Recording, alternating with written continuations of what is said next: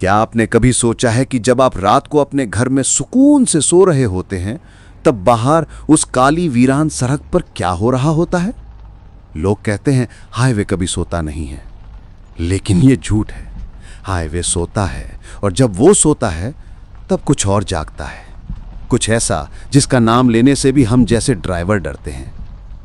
मेरी बात का यकीन मानिए, क्योंकि मैंने वो देखा है जिसे देखने के बाद इंसान या तो पागल हो जाता है या फिर मेरी तरह एक जिंदा लाश बन जाता है। मेरा नाम विक्रम है। पिछले 15 सालों से ट्रक चला रहा हूं। कश्मीर से कन्याकुमारी तक का कोई ऐसा रास्ता नहीं जो मेरे टायरों के निशान ना पहचानता हो। मेरी ट्रक, जिसे मैं प्यार से रानी बुलाता हूं, मेरा घर है, मेरी दुनिया है। हम ड्राइवरों की जिंदगी भी अजीब होती है ना। दिवाली हो या होली, हम बस एक शहर से दूसरे शहर भागते रहते हैं। कभी कभी तो यह भी याद नहीं रहता कि आज तारीख क्या है या दिन कौन सा है। बस याद रहता है तो सिर्फ वो माल जिसे समय पर पहुंचाना है। उस रात की बात है। तारीख मुझे ठीक से याद नहीं, लेकिन वो दिसंबर की कड़ाके की ठंड थी। मैं राजस्थान के एक बेहद सुनसान हाईवे से गुजर रहा था। रात के करीब 2 बज रहे थे। कोहरा इतना घना था कि ट्रक की हेडलाइट्स भी बस 10 कदम आगे तक ही देख पा रही थी। ऐसा लग रहा था जैसे मैं बादलों के बीच गाड़ी चला रहा हूं। सन्नाटा इतना गहरा था कि मुझे अपने ही ट्रक के इंजन की आवाज से डर लगने लगा था। आमतौर पर मुझे डर नहीं लगता। अरे, शमशान के बगल से ट्रक निकाल कर ले जाता हूं, कभी पीछे मुड़कर नहीं देखा। लेकिन उस रात हवा में कुछ अजीब था, एक भारीपन था। ऐसा लग रहा था जैसे कोई मेरे साथ है, कैबिन में नहीं बल्कि बाहर उस घने कोहरे में। मैं अपनी मस्ती में पुराने गाने गुनगुनाते हुए गाड़ी चला रहा था। रफी साहब का गाना बज रहा था और मुझे अपने घर की, अपनी बेटी की याद आ रही थी। उसकी हंसी याद करके मेरे चेहरे पर एक मुस्कान आ गई। सोचा कि इस ट्रिप के बाद घर जाऊंगा, उसके लिए वो गुड़िया लेकर जाऊंगा जो उसने पिछले महीने मांगी थी। मन थोड़ा भावुक हो गया था, आंखों में हल्की नमी थी। इंसान जब अकेला होता है ना, तो वो सबसे ज्यादा कमजोर होता है। तभी अचानक मेरी नजर सड़क के किनारे पर पड़ी। कोहरे के बीच एक धुंधली सी आकृति खड़ी थी। मैंने ट्रक की रफ्तार थोड़ी कम की। लगा शायद कोई जानवर होगा, लेकिन जैसे जैसे ट्रक करीब पहुंचा, मेरा खून जम गया। वो एक औरत थी, लाल साड़ी पहने हुए। वो बिल्कुल स्थिर खड़ी थी, जैसे कोई मूर्ति हो। इतनी ठंड में बिना किसी शॉल या स्वेटर के वो सुनसान हाईवे पर क्या कर रही थी? मेरा पहला उसूल है, रात को सुनसान जगहों पर किसी के लिए गाड़ी नहीं रोकना। लोग कहते हैं लुटेरे होते हैं या फिर कुछ और। मैंने एक्सीलरेटर दबाया और नजरें सामने कर ली। मैंने उसे अनदेखा करने की कोशिश की। जैसे ही मेरा ट्रक उसके पास से गुजरा, मुझे एक बहुत ही अजीब सा एहसास हुआ।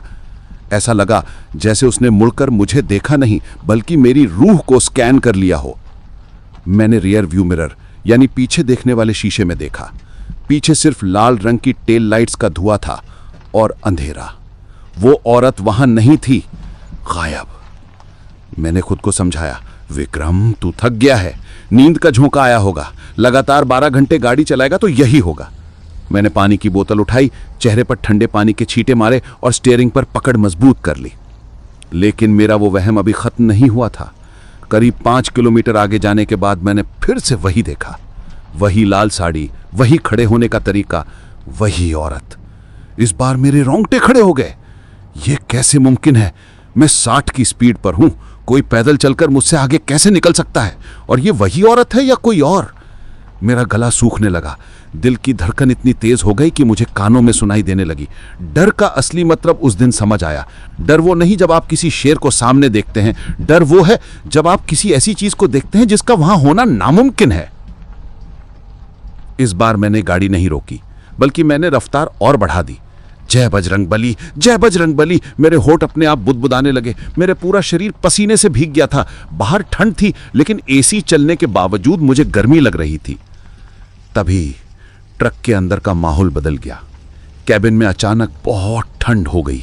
इतनी ठंड कि मेरी उंगलियां सुन्न पड़ने लगीं। और फिर मुझे वो आवाज सुनाई दी, हंसने की आवाज। एक औरत के खिलखिलाकर हंसने की आवाज।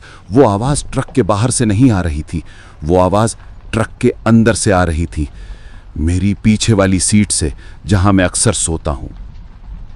मेरी सांस अटक गई। मेरी हिम्मत नहीं हो रही थी कि मैं पीछे मुड़कर देखूं।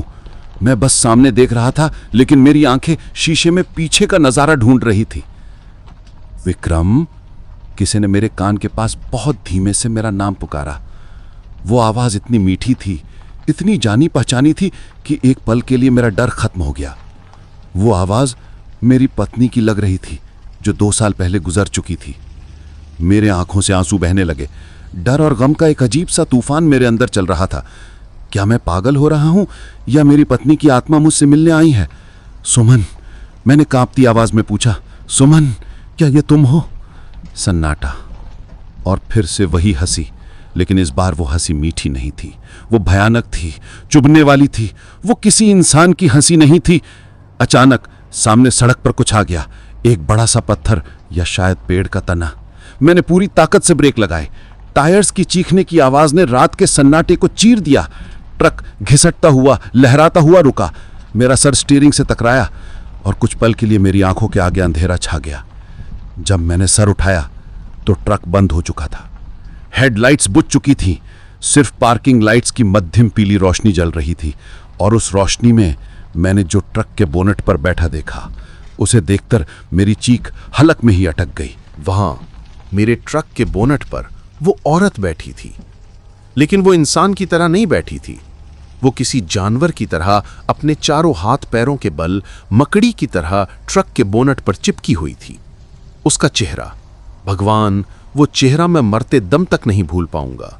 उसकी खाल उधड़ी हुई थी जैसे किसी ने जला दिया हो, लेकिन उसकी आंखों में एक अजीब सी चमक थी और वो मुस्कुरा रही थी, एक ऐसी मुस्कान जो उसके कानों तक खिंची हुई थी। मेरे गले से आवाज नहीं निकल रही थी। मैं चीखना चाहता था, अपनी मां को पुकारना चाहता था, लेकिन मेरा शरीर लकवा मार गया था। बस आंसू, गरम गरम आंसू मेरे गालों पर बह रहे थे। मैं बस इतना सोच रहा था कि आज मेरा आखिरी दिन है। मेरी बेटी, मेरी गुड़िया, वो अपने पापा का इंतजार करती रह जाएगी और मैं कभी घर नहीं पहुंचूंगा। ये सोचकर मेरा दिल बैठा जा रहा था। मैं फूट फूट कर रोना चाहता था। तभी उस औरत ने अपना सिर टेढ़ा किया, बिल्कुल किसी गुड़िया की तरह, और उसने अपना हाथ उठाया। उसकी उंगलियां बहुत लंबी थीं, नाखून नुकीले और काले। उसने धीरे से, बहुत धीरे से मेरे सामने वाले कांच पर दस्तक दी। ठक ठक ठक। वो आवाज कांच पर नहीं, सीधे मेरे दिल पर लग रही थी। फिर उसने अपना मुंह खोला और एक ऐसी चीख मारी जिसकी कोई आवाज नहीं थी, लेकिन कांच में दरारें पड़ने लगीं। मैं होश में आया। जीने की चाहत डर पर हावी हो गई। मैंने कांपते हाथों से चाबी घुमाई। ट्रक का इंजन घुरघुराया, लेकिन स्टार्ट नहीं हुआ। चल मेरी रानी, आज धोखा मत देना, प्लीज चल पड़। मैं रोते हुए बुदबुदाया। सामने बोनट पर बैठी वो बला अब कांच तोड़ने की कोशिश कर रही थी। मैंने फिर से चाबी घुमाई और इस बार शायद ऊपर वाले ने मेरी सुन ली। इंजन एक जोरदार दहाड़ के साथ चालू हो गया। मैंने बिना कुछ सोचे गियर डाला और एक्सीलरेटर पर पैर रख दिया। ट्रक झटके से आगे बढ़ा। वो औरत बोनट से फिसली और एक भयानक चीख के साथ नीचे गिर गई। मुझे ऐसा लगा जैसे ट्रक के टायर्स किसी पत्थर पर चढ़े हों या शायद उसकी हड्डियों पर। मैंने पीछे मुड़कर नहीं देखा। मैंने ट्रक को इतनी तेज भगाया जितना मैंने आज तक नहीं भगाया था। 80, 90, 100। ट्रक हवा से बातें कर रहा था। मेरी सांसें अभी भी तेज चल रही थीं। मेरा पूरा शरीर कांप रहा था। मैं बस उस जगह से दूर जाना चाहता था। करीब 20 मिनट तक पागलों की तरह गाड़ी चलाने के बाद मुझे दूर कहीं एक मध्यम सी रोशनी दिखाई दी। एक पीली रोशनी, जैसे रेगिस्तान में प्यासे को पानी मिल जाए, वैसे ही उस अंधेरे हाईवे पर वो रोशनी मेरे लिए उम्मीद की किरण थी। जैसे जैसे मैं पास गया, देखा वो एक पुराना सा ढाबा था, जर्जर हालत में, जिसकी दीवारों का प्लास्टर उखड़ा हुआ था। बाहर एक खाट पड़ी थी और एक लट्टू जल रहा था जो हवा में झूल रहा था। मैंने ट्रक को ढाबे के सामने रोका और नीचे कूद गया। मेरे पैर जमीन पर पड़ते ही लड़खड़ा गए और मैं घुटनों के बल गिर पड़ा। मैंने जमीन की मिट्टी को मुट्ठी में भरा। मुझे यकीन करना था कि मैं जिंदा हूं, मैं हकीकत में हूं। मैं वहां घुटनों पर बैठा बैठा हंसा, फिर रोया। वो हिस्टीरिया का दौरा था। मुझे समझ नहीं आ रहा था कि मैं खुश हूं या दुखी। फिर मैंने अपना चेहरा पोंछा और ढाबे की तरफ बढ़ा। मुझे इंसानों की जरूरत थी। मुझे किसी से बात करनी थी ताकि मुझे लगे कि दुनिया अभी भी नॉर्मल है। ढाबा बिल्कुल सुनसान लग रहा था। अंदर लकड़ी की कुछ टूटी फूटी टेबलें पड़ी थीं। एक कोने में एक चूल्हा जल रहा था जिस पर चाय उबल रही थी। इलायची और अदरक की महक आ रही थी। वो महक इतनी सुकून देने वाली थी कि मेरा आधा डर वहीं खत्म हो गया। कोई है? मैंने आवाज लगाई। मेरी आवाज अभी भी कांप रही थी। अंदर के अंधेरे से एक बुजुर्ग आदमी निकल कर आया। उसकी उम्र करीब 70 साल रही होगी। चेहरे पर झुर्रियां, सफेद दाढ़ी और आंखों में एक अजीब सी गहराई। उसने एक मैला सा कुर्ता पहना हुआ था। आओ बेटा, आओ। उसकी आवाज बहुत भारी थी, जैसे किसी कुएं के अंदर से आ रही हो। बड़ी देर कर दी आने में। मुझे वो बात थोड़ी अजीब लगी। देर कर दी? वो मेरा इंतजार क्यों कर रहा था? लेकिन उस वक्त मेरा दिमाग काम नहीं कर रहा था। मैं बस एक कुर्सी पर धम से बैठ गया। बाबा, पानी? थोड़ा पानी मिलेगा? मेरा गला रेगिस्तान की तरह सूखा था। उसने मुझे एक पीतल के गिलास में पानी दिया। पानी बहुत ठंडा था। मैंने एक ही सांस में पूरा गिलास खाली कर दिया। घबराए हुए लगते हो बेटा। वो बुजुर्ग मेरे पास वाली कुर्सी पर बैठ गया। रास्ते में कुछ देख लिया क्या? मैंने उसे देखा। उसकी आंखों में हमदर्दी थी, या शायद कुछ और जो मैं तब समझ नहीं पाया। मैंने उसे सब बताया, उस औरत के बारे में, उस हंसी के बारे में, और कैसे वो मेरे बोनट पर आ गई थी। बताते बताते मैं फिर से रोने लगा, एक बच्चे की तरह। एक ग्रोन अप मर्द, एक ट्रक ड्राइवर किसी अनजान के सामने रो रहा था। वो बुजुर्ग मेरी बात सुनता रहा। उसके चेहरे पर कोई हैरानी नहीं थी। उसने बस एक गहरी सांस ली और बोला, तुम बहुत किस्मत वाले हो विक्रम, जो जिंदा यहां तक आ गए। मैं चौंक गया। आपको मेरा नाम कैसे पता? मैंने तो आपको बताया नहीं। उसने मुस्कुराते हुए चूल्हे की तरफ इशारा किया। हम ड्राइवरों को जानते हैं बेटा, सब एक जैसे ही होते हैं। नाम में क्या रखा है? लो चाय पियो, जान में जान आएगी। उसने मुझे मिट्टी के कुल्हड़ में चाय दी। चाय बहुत गाढ़ी और लाल थी। मैंने कुल्हड़ हाथ में लिया। उसकी गर्माहट मेरी हथेलियों में फैल गई। मैंने एक घूंट भरा। स्वाद थोड़ा अजीब था, मीठा कम और नमकीन ज्यादा, जैसे जैसे उसमें नमक पड़ा हो, या शायद लोहे जैसा स्वाद। बाबा, ये जगह, ये ढाबा पहले कभी नहीं देखा। मैं इस रूट से बरसों से आ रहा हूं। मैंने चाय का घूंट निगलते हुए पूछा। बुजुर्ग ने मुझे घूर कर देखा। उसकी मुंह मुस्कान अब गायब हो चुकी थी। ये ढाबा हर किसी को नहीं दिखता बेटा, ये सिर्फ उन्हें दिखता है जिनका सफर खत्म होने वाला होता है। मेरे हाथ से चाय का कुल्हड़ छूट गया। वो जमीन पर गिरकर टूट गया और लाल चाय फर्श पर फैल गई। लेकिन वो चाय नहीं लग रही थी, वो खून की तरह गाढ़ा था। मैंने घबरा कर ऊपर देखा और तब मेरी नजर उस बुजुर्ग के पैरों पर पड़ी। कुर्ते के नीचे जहां उसके पैर होने चाहिए थे, वहां कुछ नहीं था। वो हवा में लटक रहा था और उसके पीछे की दीवार पर जहां लट्टू की रोशनी पड़ रही थी, उस आदमी की परछाई नहीं थी। सन्नाटा इतना गहरा था कि मुझे अपनी धड़कन कानों में हथौड़े की तरह बजती सुनाई दे रही थी। मैं भागना चाहता था, लेकिन कुर्सी ने मुझे जकड़ लिया था।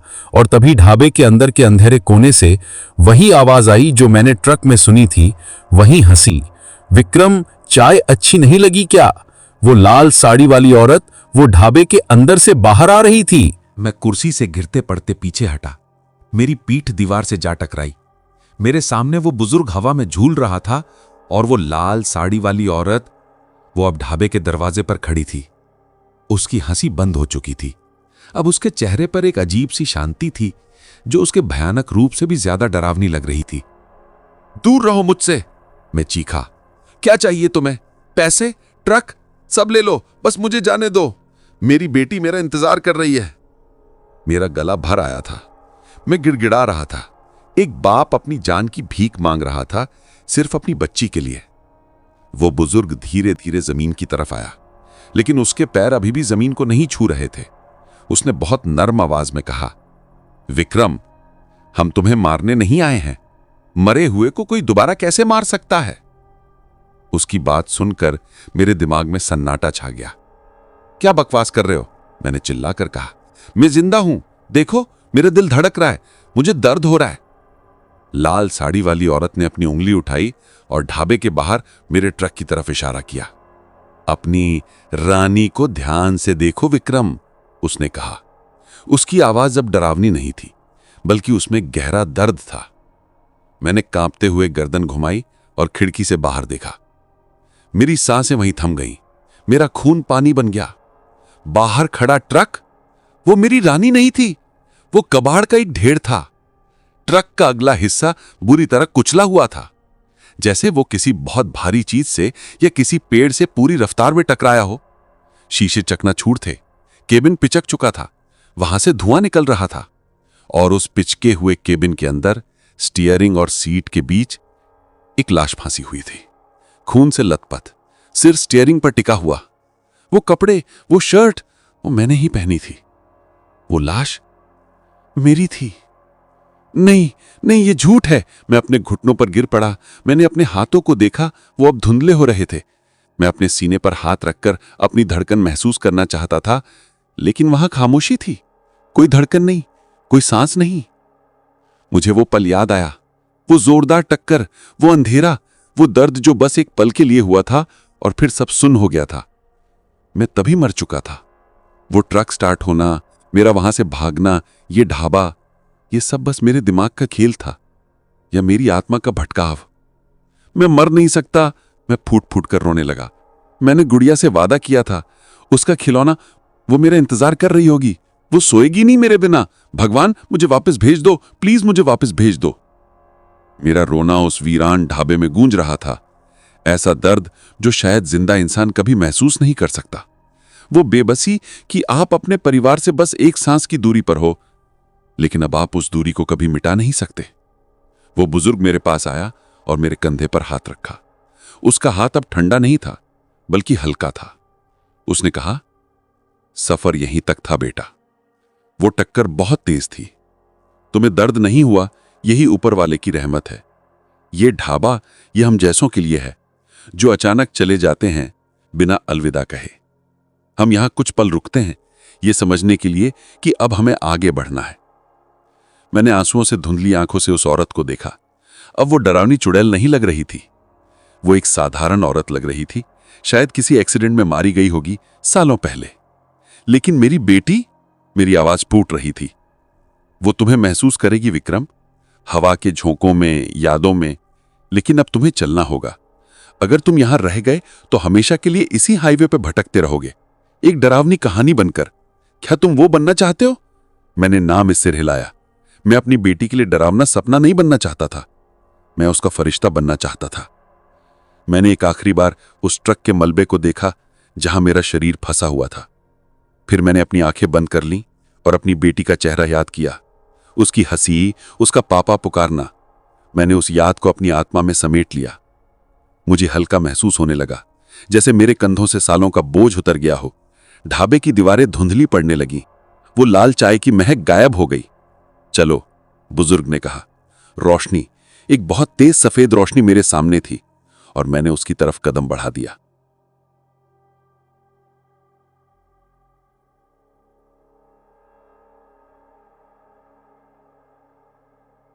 तो दोस्तों, अगली बार जब आप रात को किसी हाईवे पर ड्राइव कर रहे हों और आपको कोहरे में कोई लाल साड़ी वाली औरत दिखे या कोई ऐसा ढाबा दिखे जो मैप पर नहीं है, तो दुआ करना कि आपकी गाड़ी न रुके, क्योंकि हो सकता है कि वो ढाबा आपके लिए ना हो।